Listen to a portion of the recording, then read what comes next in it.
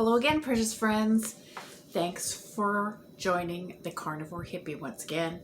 We're in my kitchen again, and today we're going to make carnivore Southern style shrimp and grits. So it is carnivore, so there aren't going to be any hominy grits. We're going to make an egg mixture, sort of a scrambled egg type mixture that is going to be delicious with the shrimp. It's going to be delicious on its own. It's very versatile, by the way, so it will crop up again in further videos. But it will also look like grits, so that's kind of fun. So we are going to jump right into it. So first of all, what we're going to do is we're going to look at what we are going to need for our hardware. This is for stage one.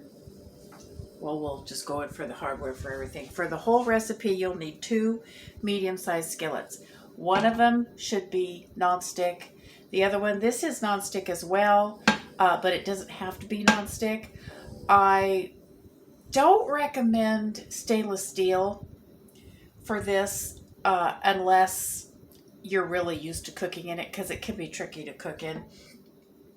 But I recommend non-stick or actually a cast iron. If you have that and you're used to cooking in it, I really, really recommend that. So the 2 skillets, medium-sized skillets. You'll need a large bowl for your eggs. We see our eggs are already in here. And you'll need a smaller bowl.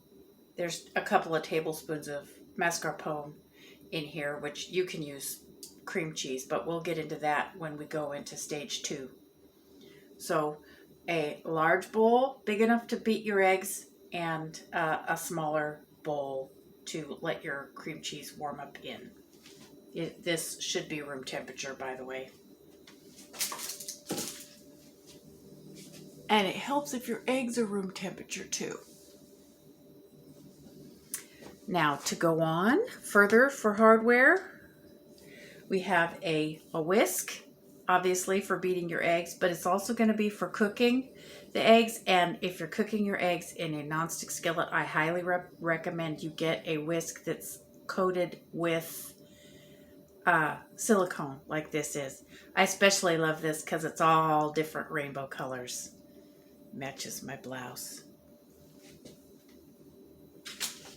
We have a large spoon for serving, and we have a wooden spoon for sauteing, which we're about to begin with now. So I'm going to put this on medium heat and let it get started. And we're going to talk about our software, our ingredients. What do we got here? We got everything in the camera. We got some bell pepper. This is actually a Cubanelle pepper, but because that's what I had. But you can use a bell pepper. That's great. Cubanelles are sweet, like bell peppers. Some onion, some celery. I'll put amounts in the recipe underneath the video, like I always do. Here's a can of tomatoes. People in the South call it rotel. It's just canned tomatoes with some mild green chili in them. And you can use the hot kind or the mild kind. If you like it hot, go for it. I don't like it particularly hot. I like to be able to taste everything. So I don't generally tend to make it real hot. Here we have a half a teaspoon of smoked paprika, but you can use regular sweet paprika. This is a pinch of thyme, but I have squeezed it. I'll show you. I've put it in my palm. I always do this with thyme leaves because otherwise they turn tough when you cook them sometimes, and they can get like little splinters. So I put it in my palm and I rub it like this in between my fingers, or just rub it in my palm like that. And just to soften the leaves and get them a little bit munched up, because I think they're just better that way. They have a better texture in the finished dish, and they let their fragrance out more. I love thyme. We have here is about a tablespoon of chopped fresh parsley. You can use dried parsley, it's not important. A quarter of a teaspoon of garlic powder, or you can use a clove of minced garlic if that's what you want to do. It's going to cook long enough. I don't think it's going to make that much difference. And here I have a bay leaf. Bay leaf is real important in Cajun cooking or Southern cuisine. And what I've done here is I have poured it into, I've put it in a little vessel, and I've poured about a tablespoon of boiling water over it and let it sit to kind of get started. Bay leaves, if you're not going to be cooking the mixture a long time, you can get a lot out of a bay leaf just by steeping it this way. And when we add it to our dish, we're going to put it and the liquid in. So this is a good way you can get your bay leaves started, and you can get a lot more out of it even if your dish is not going to be long cooked. And we have right here, we have about 3 strips of bacon that I cooked, pre-cooked. What is that? Ugh, something's in there. 3 strips of bacon that I cooked and are really finely chopped up. That's for finishing. And of course, that was some of the bacon grease was also in the skillet that we got started. And here's about half a pound of shrimp. You can eat this dish without the eggs. If you're going to do that, I would say your half a pound of shrimp is 1 serving for a carnivore, but this is going to have eggs with it, so quarter pound per person is probably going to be close to adequate, unless you're like really hungry. If you're Sean Baker, probably need a whole pound of shrimp and a dozen eggs for yourself. But you know, we're talking about people with little more delicate appetites like me. As with most of my recipes, you can just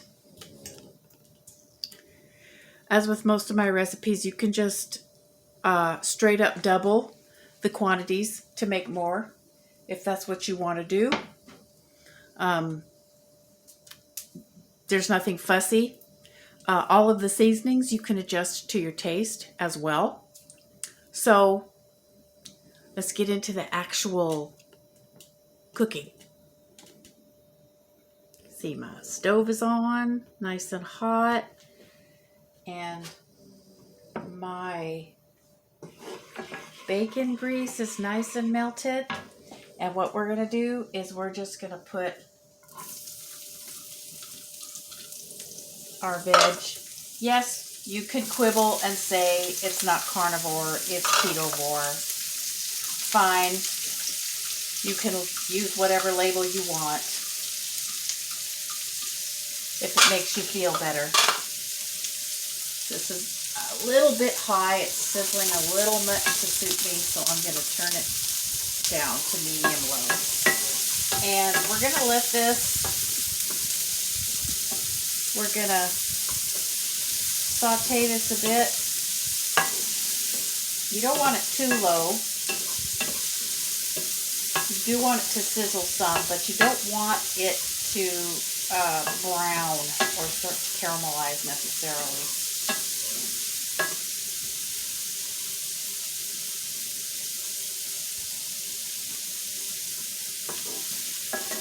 So we do want to get these nice and soft. This is going to take 3 or 4 minutes.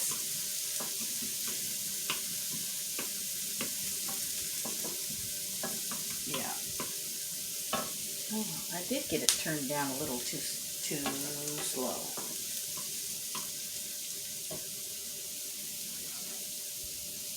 I hate this stove.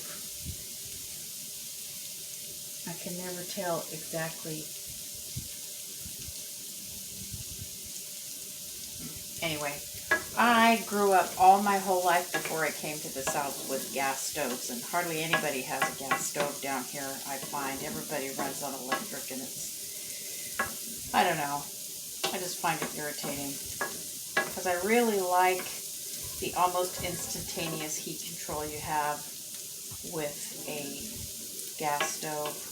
But I wasn't going to pay however many $1,000s it took to run a gas line into my house, to my new house, just so I could have a gas stove. So here we go. You can tell when it's ready because, number one, you'll start to smell all the vegetables, and they'll start to wilt, especially the onions. They'll start to look softer. They'll start to look shinier. I don't know if you can see it.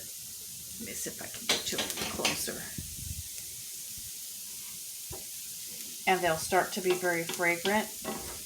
Just interesting fun fact, if you didn't know, this bell pepper, onion, and celery combination in Southern cooking is called Trinity, and it is basically a riff on traditional French mirepoix, which has replaced the carrot with bell pepper. I don't know why that happened, but that's what happened. French dishes often start with what's called a mirepoix, which is celery, carrot, and onion. And this is celery, bell pepper, and onion, and it's very particular to the American South, especially Cajun cooking. So here we go. Everything is good now, and I can see that the onions are just starting to brown a little bit, and we don't want them to really caramelize. So we're going to take it off the heat, and we're not going to use all these tomatoes because we won't need them. I guess I'm going to put in about half of them,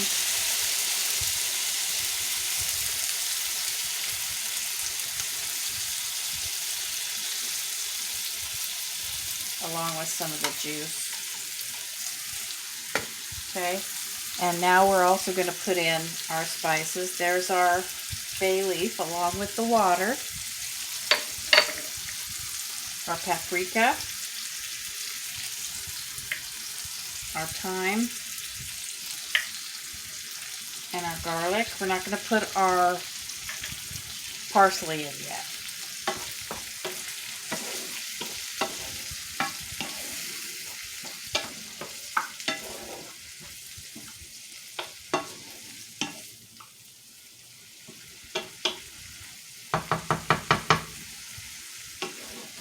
Okay, so I haven't put any water in yet.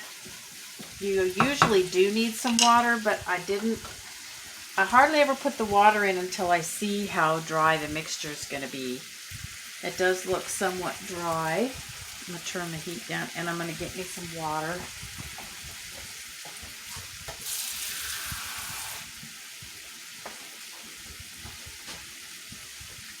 Just about a half a cup.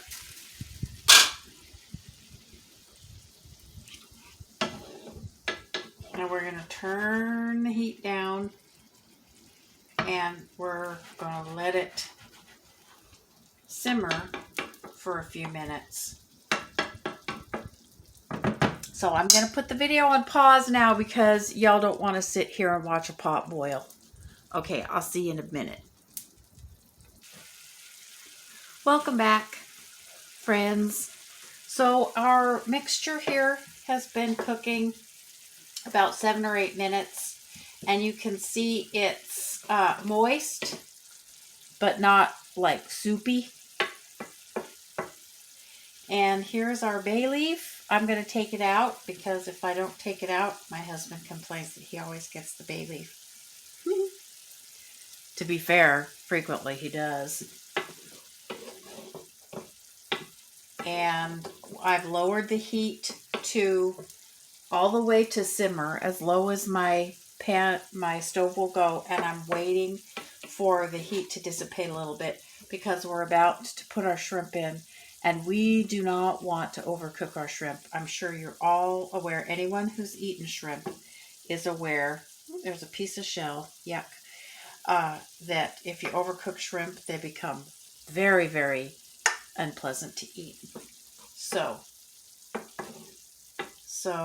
this heat has gone down to a very, very gentle simmer. And as I put the shrimp in, they're room temperature, but they'll still lower the temperature in the pan. So we're going to stir this around. I did cook this covered, actually, like this, for the 7 or 8 minutes that we were on pause. And I did put a couple of pinches of salt in it since I forgot about that earlier. So we have our shrimp all in here. These shrimp have been cleaned, obviously. I like to buy my shrimp deveined but unpeeled in a big bag, frozen. I don't generally buy fresh shrimp because we're inland, far away from the ocean, and fresh shrimp just don't do well. I am of the opinion that unless you can get your shrimp directly from the fishermen, you probably ought to buy frozen shrimp. Frozen shrimp actually nowadays are really, really good quality. So I like to buy them. I don't devein shrimp myself. I find it a terribly irritating and frustrating endeavor. So I buy mine deveined, but I don't buy them peeled because outside of the fact that I don't want to devein them myself, I want them as lightly processed as possible. So unpeeled but deveined, frozen. Okay, so now we see that this is going to cook really gently. I'm going to turn it up back to about 2, which is almost all the way low. And I'm going to cover this again. And we're just going to let it. I'm going to cover this again. And I have turned my oven on to 170 degrees, which is as low as it goes. And while we start our grits, we're going to put our skillet with the shrimp in it in the oven. And that's going to finish cooking in the oven at 170 degrees, which is just warm, but still. It's going to be plenty of heat to finish cooking the shrimp.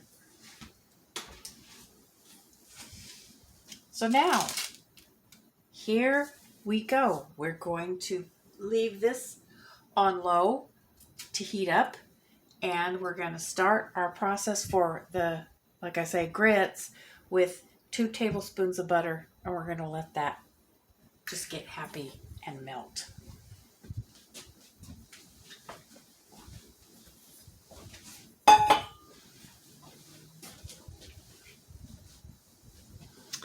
Now we're going to start on our egg mixture. I'm going to move the camera over. Thank you for your patience with my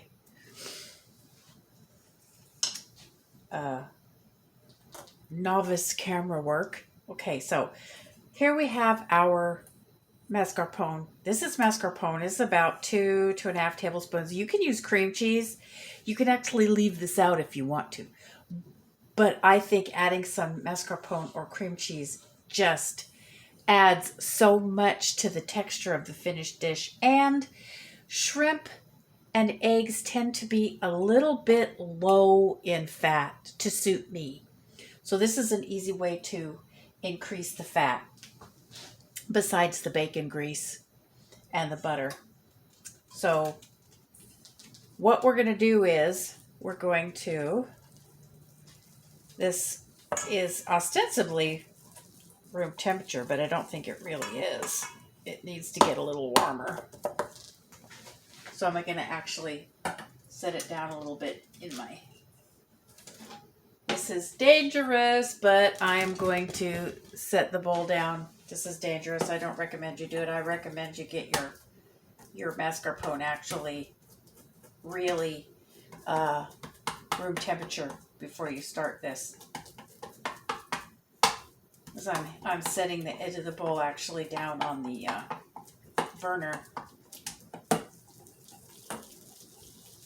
to heat it up a little bit.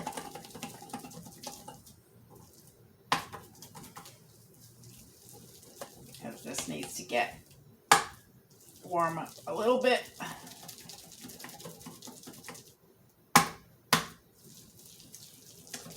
Yeah, so actually get your, if it's in a non-metal bowl, you could just zap it in the microwave. But of course I didn't put it in a non-metal bowl, so kind of stuck in that regard. Here we go. Okay. Oops.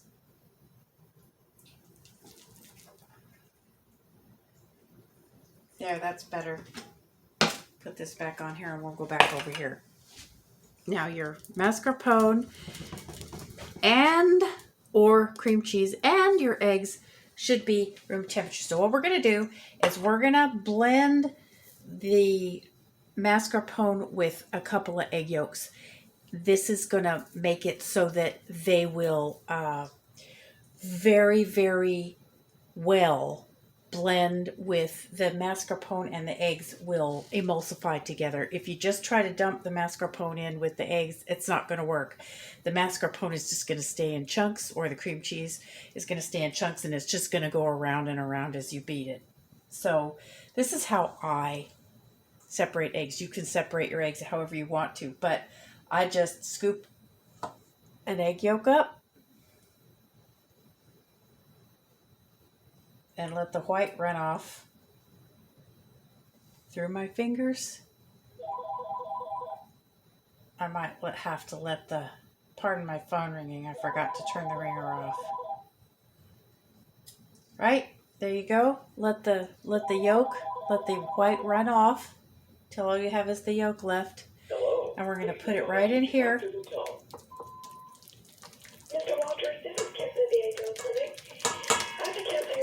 Sorry about that. We'll just have to wait for that to go away. And egg yolks have some natural lecithin, which is an emulsifier. So you can just see this as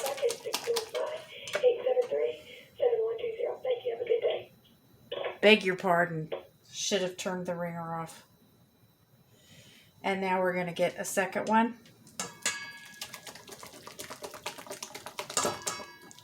And put it in here and just beat that up.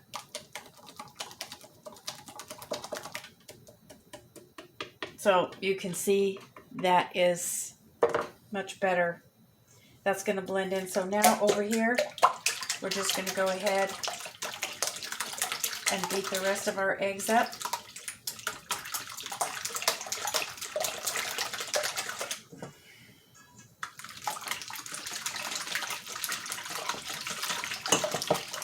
Just as though you're making scrambled eggs. Now, we're going to put our cream cheese mixture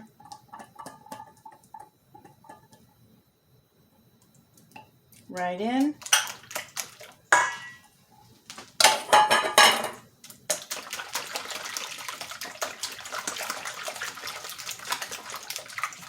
I'm going to whisk that up. You can still see tiny lumps in it, but that's okay because those are going to melt down as we cook it. Now, for later on, we also have, to finish, we're going to have about a half a cup of shredded cheese. You can use whatever kind of cheese you want.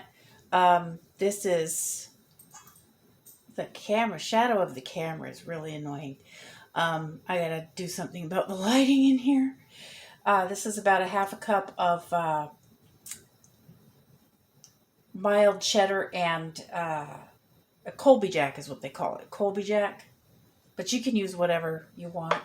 And this is about this, rather. It's about a half a teaspoon of onion powder, again, soaked in about a tablespoon of water, just to get it going. I like to do that sometimes with some of my spices. Sometimes it doesn't matter. Like in the other mixture, if I was going to put onion powder, I would have just put it in directly. But this isn't going to cook very long, and it isn't going to get very hot. So this is helpful for the flavor. Just to get the onion powder started. And about a quarter, maybe a little bit less than a quarter of a teaspoon of salt. I tend to cook lightly with salt. I don't need it real salty, and my husband is salt sensitive too, so we don't, but you can, the amount of salt you use in here is going to be absolutely to your taste. So that's like a couple of big pinches.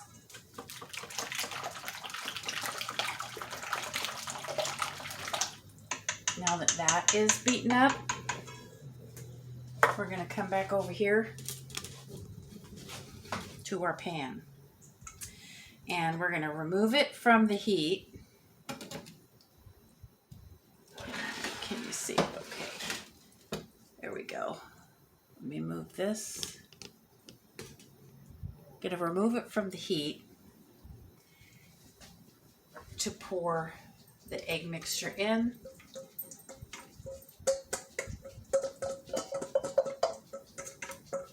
And we're going to immediately start whisking. Put it back on the heat. So we're going to whisk this continuously all the time that it's cooking. Because if we don't whisk, it's just going to make scrambled eggs. And while what we're looking for is something akin to scrambled eggs, it's not scrambled eggs like you're used to, like you would get, like you would make for your ordinary breakfast, or like you would get at a diner. Okay, I have to go wash the egg whites off my fingers because my fingers are slippery.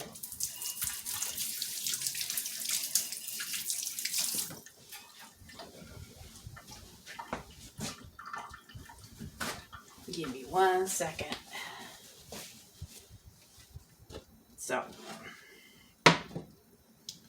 now, if I was being really picky, I wouldn't raise the temperature of the pan at all. I would leave it on the lowest possible setting and just sit here and whisk for half an hour, but y'all don't want to watch that. So, and y'all don't want to really do that either. So, while I'm warning you, you can't raise it too much, I'm going to put it on medium-low.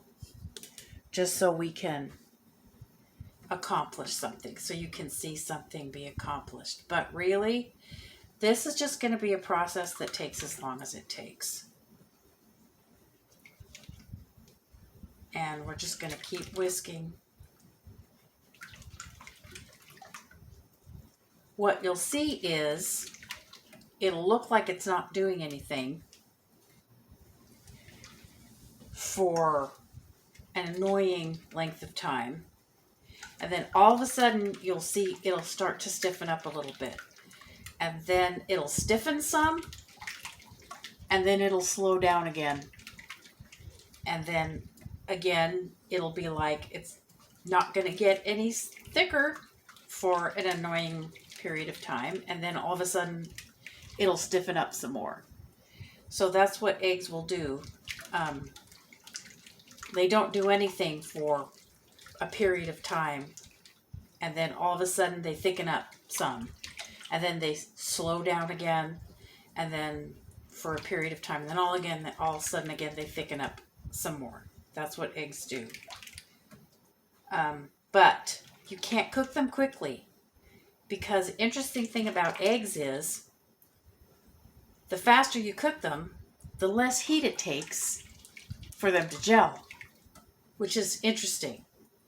So if you cook them on real high heat, they gel really fast and actually at a lower temperature than if you cook them slowly. If you cook them really slowly, they will gel much more slowly, but at a higher temperature. And the reason this is important is because if you overcook your eggs, they become rubbery. If you cook them on lower heat for a longer time, you actually have more of a grace period between the time they're done to your liking and the time that they turn rubbery. It's easier to get them to exactly the doneness that you want if you cook them at a lower temperature. Eggs are funny. The only time I would tell you to go ahead and cook your eggs at a high temperature is if you're going to go ahead and fry them, like fried eggs for breakfast. Yeah, then you can cook them on medium high because you want the eggs to, you want the whites to set real fast and you want the yolks generally to stay softer. But in this case, when we're trying to create a uniform creamy texture, this is very akin to actually making a stirred custard, which I probably will do for you at some point. It's a really, really interesting, it's a really neat way to make what I would consider a carnivore dessert. Of course, it would have sweetener in it as a dessert. Of course, you could just make it with some vanilla extract or some cinnamon and not even bother sweetening it if you're not into sweetener. And it would still be delicious. And it would still be kind of desserty. I also do another version of this, what I call egg porridge, that I like to have when I'm, feeling poorly. When I was a carnivore, when I was feeling poorly or I was feeling sick, I would crave things like oatmeal or cream of wheat, hot cereal, porridgey sort of stuff. And I have found that an egg porridge like this, let me show you this. It's starting to thicken up a little bit. You can see that before it was very watery, and you can see that it's about the consistency of heavy cream now. So I realize this is kind of boring, but if you can learn to master this technique, it is so very useful. You can use these kind of eggs for so many different things. And again, like I said, this is a very important technique for something called stirred custard, which I will definitely do for you if you're a carnivore. Okay, now look, I want to show this to you. It's just now started to really gel up. So you can see where it's coating the bottom of the pan now. All of a sudden, it went from almost watery to within about 30 seconds to the point where it's actually beginning to solidify. So I'm removing it, taking it off the heat. Just to make sure until I've got all the curds stirred down. Now this is gonna curd up. It's not gonna be like a smooth sauce. It's gonna curdle a little bit, but that's because we want it to look like grits. So it's gonna look like porridge. Here we go. It's thickening some more. You want to start stirring vigorously at this stage. My stupid stove just doesn't seem to know when to turn down. That's another reason I don't like it. I turn it down and then sometimes I have to turn it way down for it to actually turn down and then turn it back up again. Okay. That was fast. I must have got it a little too hot. You see what we've got here? We have to get it out of the pan. Let me get my bowls.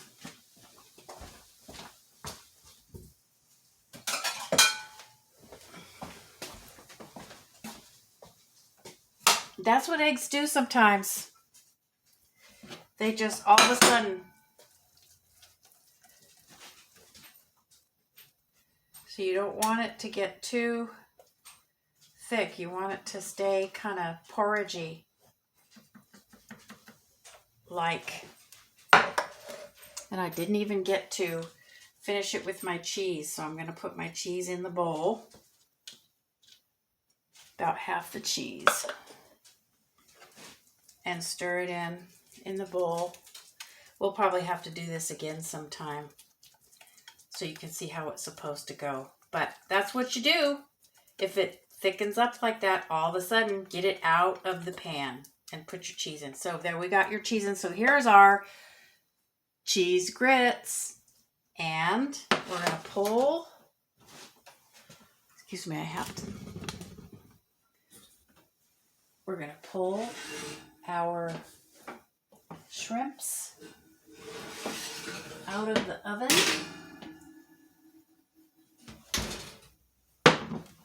And you can see our shrimp are just perfectly done.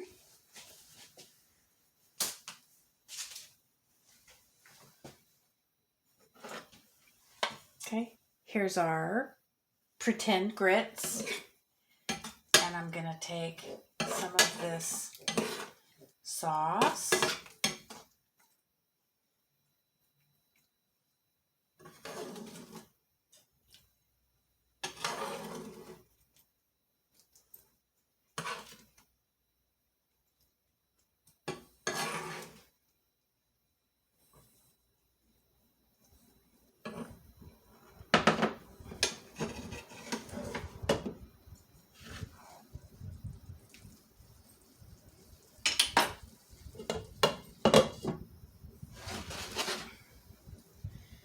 And here we have our nice bowl. And to finish, where did I put my bacon? There it is. To finish,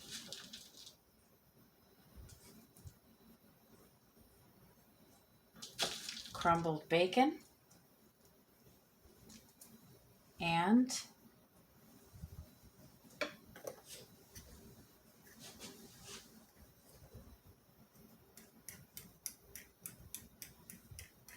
fresh or dried parsley. This is fresh parsley.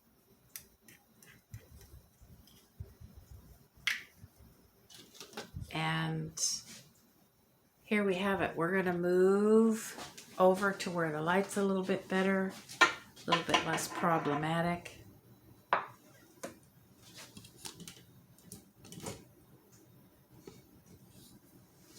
And here we have carnivore style shrimp and grits.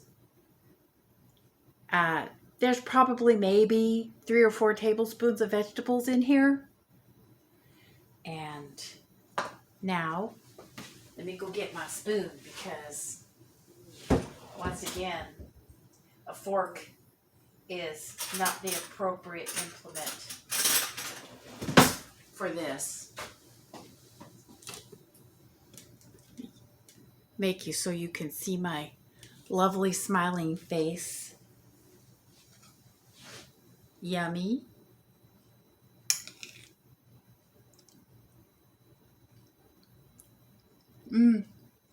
Look at the stringy cheese.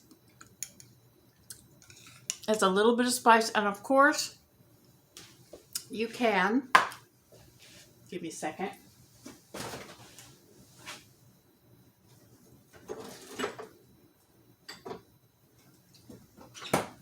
Serve it with your favorite hot sauce. This is my favorite hot sauce, Tabasco jalapeno sauce.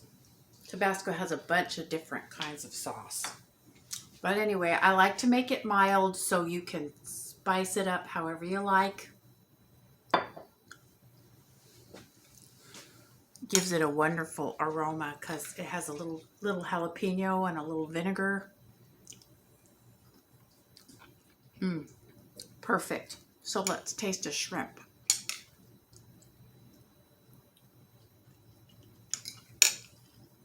Oh, they're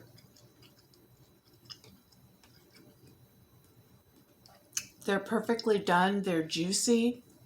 They're tender, but they have that snap to them that a fresh, perfectly done shrimp tends to have. All the flavors are just so delicious together. Like I said, you can call it ketovore if you want to. You can call it carnivore if you want to. The only label that I would insist upon you using for this is delicious. So, that's what I'm having for dinner. Thank you once again for joining me in my kitchen. I hope you enjoyed watching. I hope you will try this recipe. Any suggestions, please hit me in the comments below. If you weren't able to see something or if the lighting was weird, I'm really new at all this, as you know. And technical suggestions are welcome. I wish you peace, love, and meat. And we will talk again soon. I love you all. Bye-bye.